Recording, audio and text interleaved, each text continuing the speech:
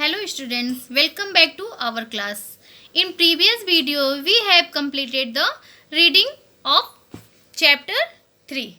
So let's see the exercise. Question number 1. One word answer देखते हैं पहले. Question number 1. लेखक की खिड़की के सामने क्या था? लेखक की खिड़की के सामने क्या था? आंसर पेड़. शास्त्र और विज्ञान वृक्ष को क्या मानते हैं? शास्त्र और विज्ञान वृक्ष को क्या मानते हैं? सजीव. शास्त्र और विज्ञान वृक्ष को सजीव मानते हैं. अपनी जेल यात्रा में लेखक कहाँ बंद था? अपनी जेल यात्रा में लेखक डाकू वार्ड में बंद था. जिसमें जीवन और गति दोनों है वह पशु है. जिसमें जीवन और गति दोनों है वह क्या है? वह पशु है. क्वेश्चन नंबर ख. निम्नलिखित प्रश्नों के उत्तर विस्तार से लिखिए. Question number 1. सुंदर फूलों को देखकर लेखक को कैसा आनंद मिलता है? सुंदर फूलों को देखकर लेखक को कैसा आनंद मिलता है? आंसर.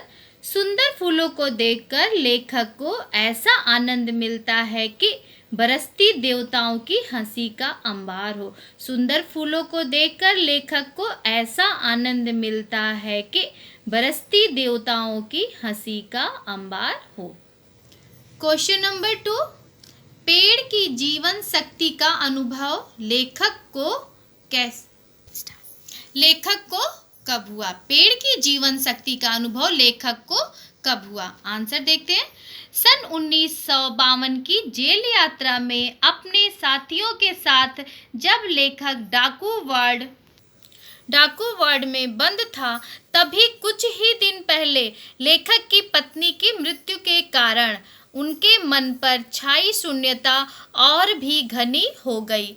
शून्यता के इसी वातावरण में एक दिन चांदनी रात में अचानक चौक में खड़े पेड़ की जीवन शक्ति का साक्षात अनुभव हुआ.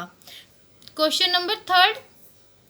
लेखक को किन सूत्रों का पता चला? लेखक को किन सूत्रों का पता चला?